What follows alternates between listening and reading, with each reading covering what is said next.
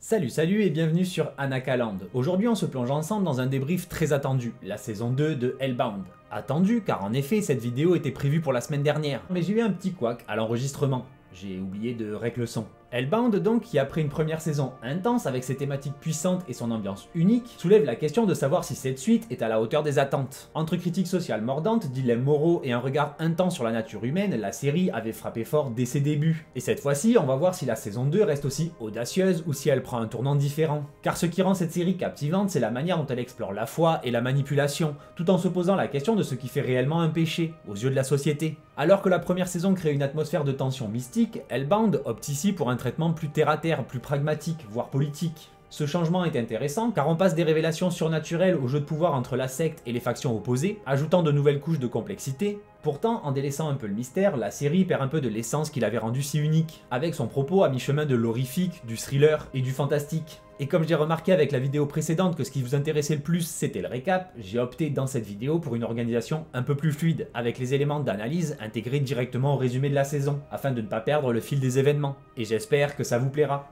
Alors, est-ce que Hellbound saison 2 parvient à renouveler cette tension si palpable tout en poursuivant ses réflexions sur la justice et la moralité? Ou au contraire, commence-t-elle à fléchir sous le poids de nos attentes? Restez bien sûr avec moi pour ce débrief complet où je vous dévoilerai tout ce que cette saison m'a inspiré, et si, selon mon avis, elle est à la hauteur de son incroyable potentiel. Avant de se lancer, si vous ne l'avez pas vu, je vous invite à aller voir ma vidéo sur la première saison avec une analyse plus poussée des thèmes de la série. Et tant qu'à faire, abonnez-vous et commentez la vidéo avec votre avis sur cette nouvelle saison. Et c'est parti!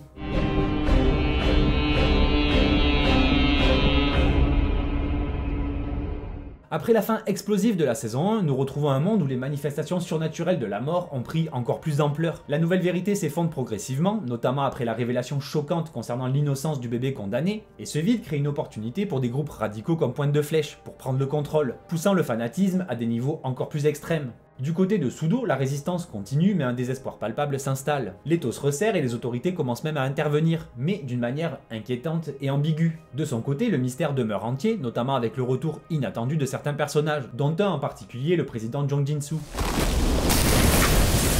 La saison 2 de Hellbound débute donc sur des enjeux renouvelés. Elle explore la fragilité de la foi, les schismes au sein des croyances et un nihilisme croissant dans une société plus fracturée que jamais.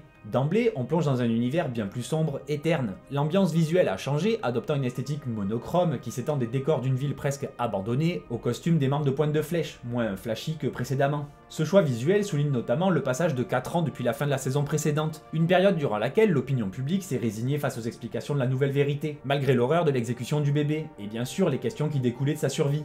Et ce changement n'est pas le seul, les créatures, les bourreaux arborent également un nouveau design. Il est d'ailleurs intéressant de noter que la série, visiblement un gros succès, a investi dans cette refonte visuelle, alors que pourtant le design précédent fonctionnait déjà très bien. Personnellement, je préférais leur apparence dans la saison 1. Ici, elles apparaissent plus visqueuses et tentaculaires, presque comme Venom. Ce film horrible que je viens de voir et que je ne préfère ne plus jamais évoquer, ce design est donc moins fumeux qu'avant. Au début, je pensais que c'était uniquement ceux aperçus en enfer qui pouvaient avoir ce nouveau look, mais ensuite, ils apparaissent tout le temps ainsi, ce que j'ai trouvé un peu dommage.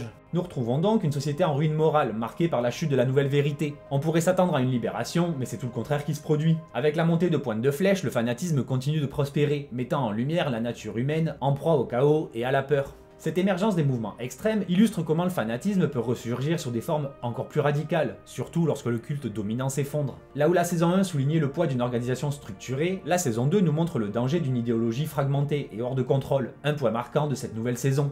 Dans le fond, très peu de choses ont changé depuis cette révélation, qui aurait pourtant du tout bouleversé. Actuellement, la nouvelle vérité semble affaiblie et moins crédible, tandis que Pointe de Flèche gagne en influence, incarnant une version extrême du fanatisme religieux. Rapidement, au milieu des nombreux mystères encore en suspens, le gouvernement s'implique enfin. Il était temps de se demander ce qu'il faisait pendant les 4 premières années écoulées pendant la saison 1. Le gouvernement coréen tente d'utiliser ces événements pour redéfinir le discours religieux et imposer un nouveau dogme. Pendant ce temps, Min Ye-jin et Sudo poursuivent leur lutte contre ce système, apportant une touche de résistance dans ce monde quasi post-apo, où les jugements des créatures infernales se multiplient.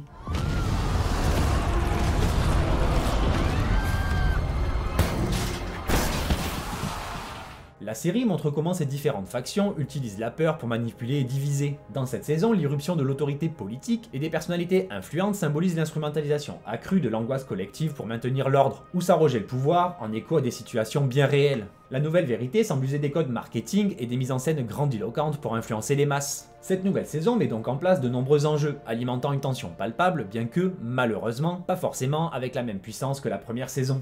La saison 2 commence par un retour en arrière avec l'exécution secrète du président Zhang Jingsu, 8 ans auparavant. Ce flashback a principalement pour but de nous introduire la nouvelle version du personnage, qui a changé d'acteur. Et c'est, je trouve, un élément plutôt négatif pour cette seconde saison, qui avait su trouver un président très crédible dans son ambivalence lors de la précédente. Cette fois, il est un peu moins sympathique. Certes, ce manque d'empathie que j'ai ressenti pour cette version a un peu de sens. Le personnage ne change pas seulement physiquement, il devient presque totalement différent. Dans la saison précédente, j'y voyais encore une lueur d'espoir et de gentillesse, notamment à travers son discours sur la peur du péché et l'idée de créer un monde meilleur, alors qu'ici il est devenu purement manipulateur et malsain, cherchant à faire triompher le chaos. Mais j'y reviendrai un peu plus tard. Ce changement chez Zhang Jingsu s'explique par ce qui suit le flashback. Nous avons alors un aperçu de l'enfer où il revit en permanence divers événements traumatiques issus de sa mémoire. Sauf qu'il ne vit pas seulement la mort du criminel qu'il a tué avec la fille de l'inspecteur Jin, mais aussi des vies qui ne sont pas les siennes, notamment celles de son père ou de l'amant de sa mère. Ça donne alors l'impression qu'il doit aussi subir les péchés des autres, ceux qui ont façonné sa vie, même si lui est innocent. Cela pose évidemment la question de quel est le but de tout ça, et que veut réellement l'entité responsable des décrets.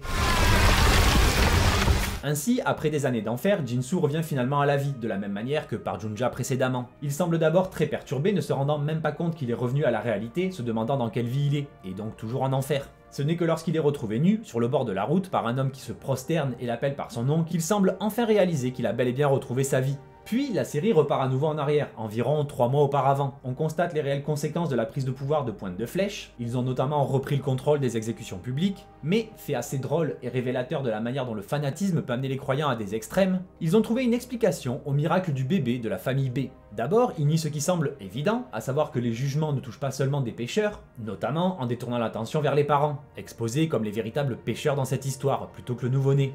De cette folie capillotractée, ils ont même réussi à imaginer un nouveau rituel, se sacrifier au moment où un pécheur va mourir dans l'espoir de racheter ses péchés et de lui sauver la vie. Évidemment, ça fonctionne pas et tout le monde crame avec le condamné, mais pour Pointe de Flèche, ça reste une forme d'expiation de leurs propres péchés. Au final, ça remplace presque l'église où l'on se rendait le dimanche pour prier et confesser ses péchés, mais dans un style bien plus trash.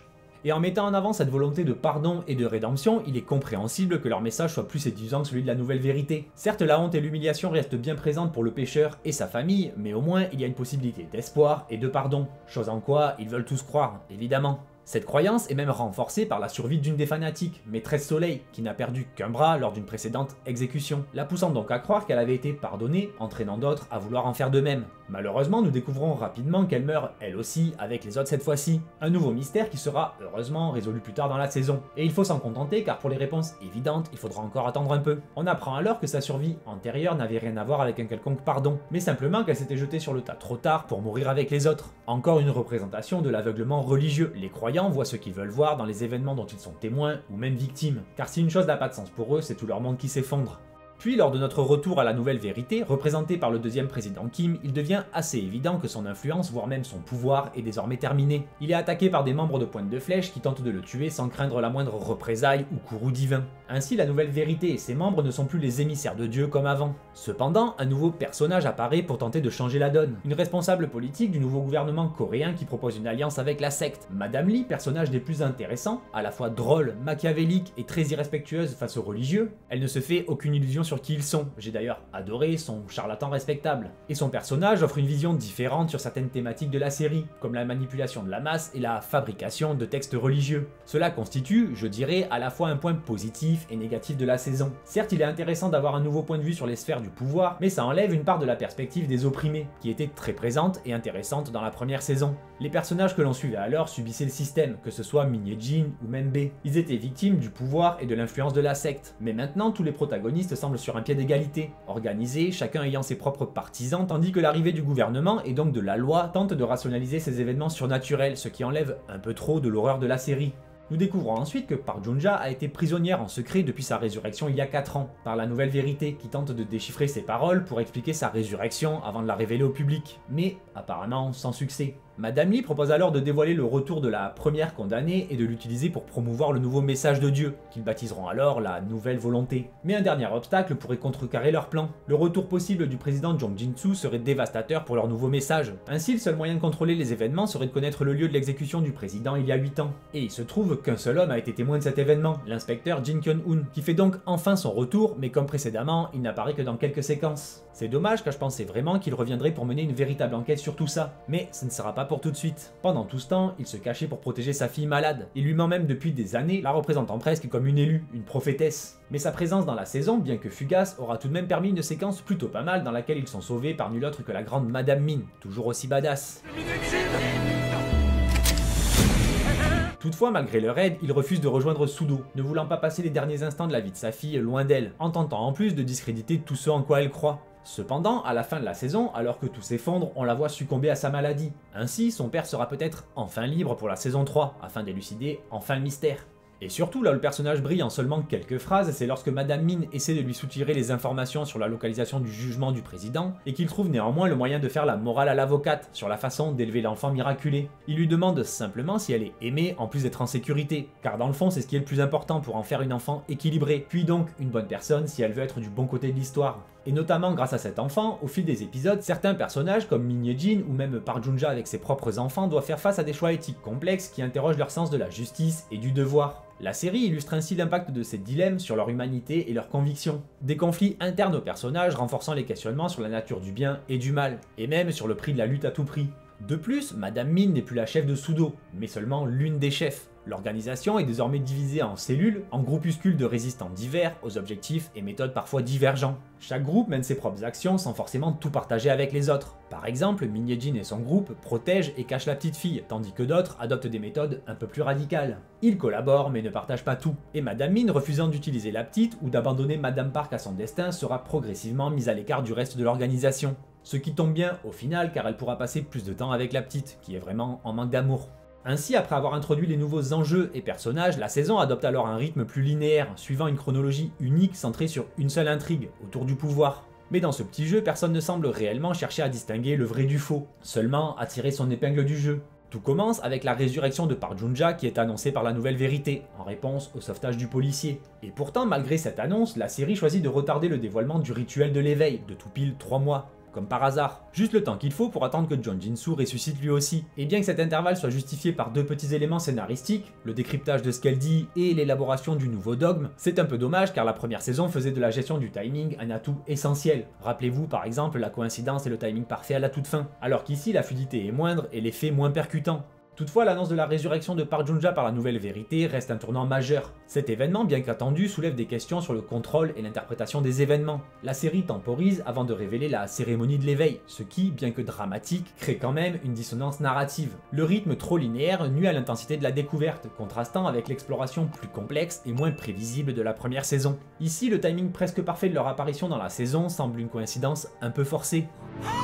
Ce sentiment de désir et ce désespoir. Quant à l'état de Park Junja, là aussi, il y a quelques petites incohérences. Après 4 ans de silence ou de blabla incompréhensible, elle commence soudainement à prononcer des paroles compréhensibles, qui seront d'ailleurs décryptées par Madame Lee comme des prédictions de décès. Et ce qui étonne davantage, c'est l'incapacité des membres de la secte et des experts en religion, droit et politique à interpréter ces paroles, ou même les événements d'une manière qui servirait leurs intérêts communs. À croire qu'ils sont presque pas tant experts que ça.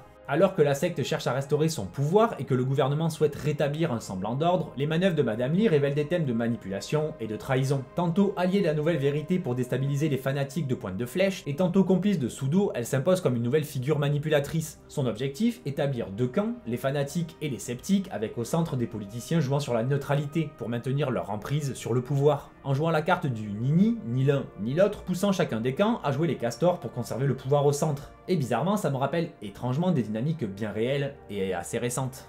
Ainsi, la transformation de Park Junja d'une figure de victime silencieuse à un personnage potentiellement capable d'influencer les événements est plutôt intéressant dans la saison. L'interprétation de ses paroles par Madame Lee montre comment le pouvoir peut être manipulé pour servir un agenda personnel, et cette manipulation soulève des réflexions sur le rôle des leaders religieux et politiques dans la société, mettant en opposition les thèmes de la foi et de la vérité.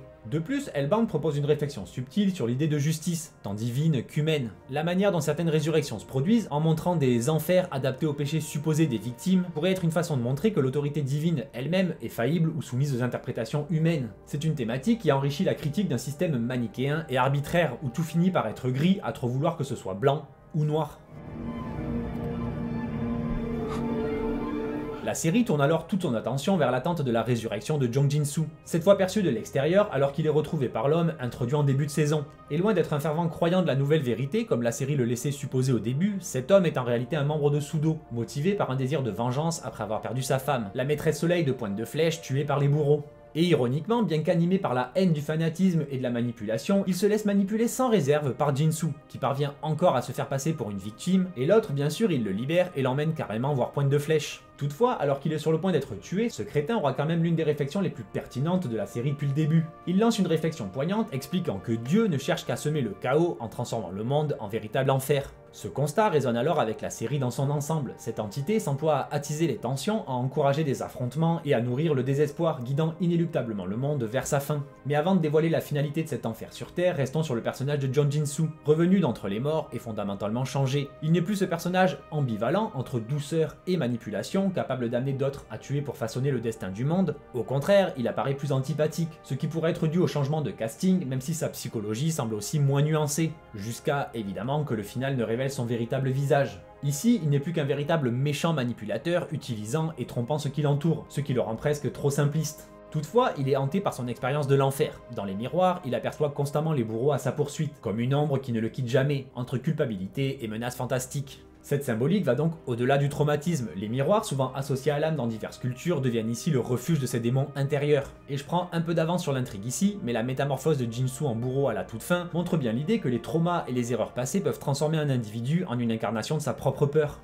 Ce processus pourrait symboliser l'idée qu'en affrontant constamment l'enfer de ses propres actes, un individu en devient prisonnier, ce qui pourrait alimenter la thématique de la rédemption et des secondes chances dans la série, ou alors de l'absence de salut, selon dans quelle direction la série voudra partir. Renforçant donc, là encore, la force du propos de cette série brillante. Enfin, dans sa partie finale, la série opte pour une tournure nettement moins mystique et plonge davantage dans les intrigues politiques et les manipulations de pouvoir. Les trois factions s'opposent autour de ce grand jour orchestré autour de la cérémonie de l'éveil, événement au centre de la stratégie de la nouvelle vérité. Ils prévoient de présenter la ressuscité au public pour asseoir leur nouveau dogme, et investissent des moyens considérables pour préparer ce show médiatique. L'utilisation d'une styliste internationale pour concevoir une apparence symbolique montre leur volonté de renforcer leur influence, et ce en rivalisant avec la secte de Pointe de Flèche, dont ils s'inspirent même pour le maquillage, pour capter une partie de leurs fidèles. Cependant, derrière leur objectif commun soi-disant, chaque groupe dissimule ses propres motivations, notamment Madame Lee qui trame avec Sudo pour fragiliser la nouvelle vérité, pendant qu'elle complote avec eux pour les renforcer. Les tentatives de manipulation et les alliances improbables créent un plan machiavélique où chaque action semble calculée pour influencer les masses et le pouvoir. Mais bien sûr, comme souvent dans Hellbound, rien ne se passe comme prévu. Pointe de Flèche, imprévisible et incontrôlable, bouleverse le plan. Jinsu, en se ralliant ouvertement à eux, donne à cette faction fanatique une impulsion supplémentaire, une forme de légitimité, accentuant la tension jusqu'au climax où tout s'effondre dans un chaos inévitable. Et dans cette scène finale riche en symbolique, Jinsu et Park Junja se confrontent. La série approfondit ici les thèmes de l'enfer et de la rédemption, en révélant que chaque condamné expérimente un enfer qui reflète ses propres péchés. Un enfer de mélancolie et de solitude pour Park Junja, qui souffre alors de l'absence de ses enfants, tandis que Jinsu a traversé un supplice bien plus violent, traqué et tué sans cesse, poussé au bord de la folie. Cette différence dans leur expérience des enfers expose les nuances de leurs failles et amplifie leur développement. Les révélations de Park Junja à Jinsu soulignant ces différences déstabilisent l'ancien président, qui cède alors à ses propres démons, notamment quand elle lui balance au visage sa propre lâcheté, qui symbolise parfaitement ce qu'il est devenu, un homme qui malgré ses prétentions reste incapable de faire face à ses propres peurs, et finit par céder à ses démons littéralement en se transformant en bourreau. Il a eu peur pendant 20 ans et il s'est appliqué à partager sa peur de l'enfer, contaminant les autres comme si ça réduirait la sienne. Sauf que non, évidemment, et sa lâcheté explique aussi pourquoi l'entité qui contrôle tout l'a renvoyé. Là où Park Junja était revenu pour foutre le bordel et renverser l'ordre établi tout en annonçant la fin du monde, donc accélérer les choses et le chaos en prime, le président c'était pour mettre un coup de grâce aux croyances des fanatiques et diffuser la peur dans le monde entier de par sa célébrité. Cette transformation, diffusée sous les yeux du monde entier, ébranle même les croyances les plus ancrées, et même le gouvernement ne sait pas quoi dire.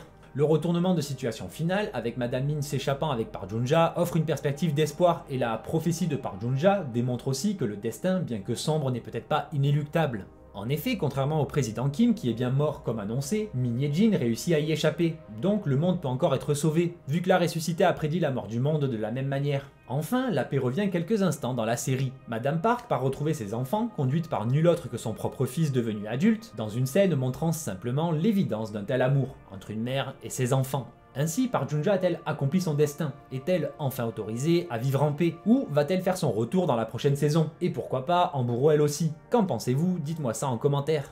Et c'est ce petit moment de calme alors que Minhyejin libère enfin la petite fille emprisonnée pour l'emmener vivre une vraie vie, car comme lui a dit la ressuscitée, le temps est compté, il faut profiter du temps qu'il vous reste. Et c'est ce moment-là que la série choisit pour mettre un bon gros coup d'ironie. Après avoir presque laissé de côté son propos surnaturel pour se concentrer sur les arcanes du pouvoir, d'un coup on voit apparaître des centaines de visages dans le ciel qui annoncent des milliers de décrets. Ainsi, il y a un nouveau bourreau pour exécuter ces décrets, Jong Jin-soo, mais là, vu le nombre, ça risque d'être du boulot. Et le plus drôle, c'est que là, pour le coup, les décrets condamnent autant des gens du gouvernement que des flics, des gens de pointe de flèche et de la nouvelle vérité. Personne n'est épargné, prouvant alors que personne n'est protégé. Et là, pour le coup, les fanatiques devraient absolument réagir. En condamnant sans distinction, l'entité semble dévoiler un aspect plus destructeur, remettant en question toutes les croyances et préparant le terrain pour une saison 3 qui pourrait soit replonger dans les ténèbres, soit offrir une ultime chance de salut. J'espère seulement que ça ne va pas mettre des années encore à faire bouger les choses, même si j'imagine là aussi une nouvelle ellipse pour la saison 3, surtout que la politicienne, Madame Lee, a un délai de 2 ans avant sa démonstration, donc l'ellipse pourrait plus ou moins correspondre, et ça permettrait surtout à la petite de vivre un peu de bonheur et d'amour avant de devenir un enjeu pour la survie du monde. Sans oublier la révélation finale avec le flashback vers l'exécution du bébé en saison 1, qui lui aussi bouleverse absolument toutes les croyances établies jusqu'alors. En effet, elle n'a pas été épargnée mais bien exécutée puis presque immédiatement ressuscitée, comme les deux autres. Ainsi, déjà c'est la première ressuscitée, et surtout on y comprend que personne n'est à l'abri, chose dont on se doutait déjà un peu, mais surtout ça change tout concernant l'impact de sa survie à l'époque. Ça a été le premier événement pour créer le choc, la division et l'extrémisme, et ça annonce aussi du très lourd pour la suite.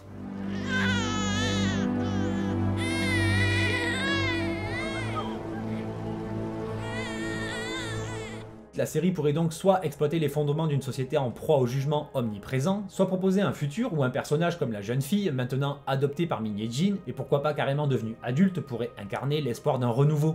Étant donné l'introduction du jugement massif des personnes à la fin de la saison, la série semble annoncer un effondrement social complet, et donc explorer comment ce jugement de masse pourrait redéfinir la structure et l'équilibre du pouvoir dans la série, et les conséquences potentielles pour l'humanité, élargirait les réflexions autour de l'impact des croyances collectives sur la survie de toute une civilisation. On peut donc s'attendre à un possible virage post-apocalyptique de la série, mais reste à voir si Hellbound empruntera cette voie audacieuse pour poursuivre son exploration des questions morales et existentielles. En conclusion, cette saison de Hellbound a su approfondir les thèmes de la manipulation du pouvoir, de la foi et de la quête de rédemption, bien que toutefois d'une manière plus pragmatique et moins mystique que la première saison, une chose que je trouve légèrement dommage. Si cette approche offre des nuances intéressantes, elle peut aussi susciter une certaine déception pour ceux qui apprécient l'atmosphère plus énigmatique du début. Le mystère laisse ici place aux arcanes politiques et aux luttes de pouvoir, mais espérons que la série rééquilibrera ces aspects dans la saison 3. D'un côté, elle aborde les sacrifices individuels et la frontière trouble entre le bien et le mal, en montrant comment chaque faction utilise des méthodes discutables pour atteindre ses buts, renforçant le sentiment de chaos et de désespoir. Les dilemmes moraux, la peur et les réflexions sur le concept de salut sont plus présents que jamais. Mais le ton moins mystérieux et parfois plus direct pourrait bénéficier d'un retour au thème symbolique et spirituel de la saison précédente, ramenant alors le mystique sur le devant de la scène. Donc je dirais que si la série trouve un équilibre entre ces deux tonalités, Hellbound pourrait alors offrir une conclusion encore plus puissante, à la hauteur de ses ambitions initiales. Voilà, merci à vous d'avoir suivi cette vidéo, j'espère qu'elle vous a plu. Si c'est le cas, pensez au petit pouce bleu, abonnez-vous et likez la vidéo. Et sur ce, je vous dis à très vite sur Anakaland. Bye!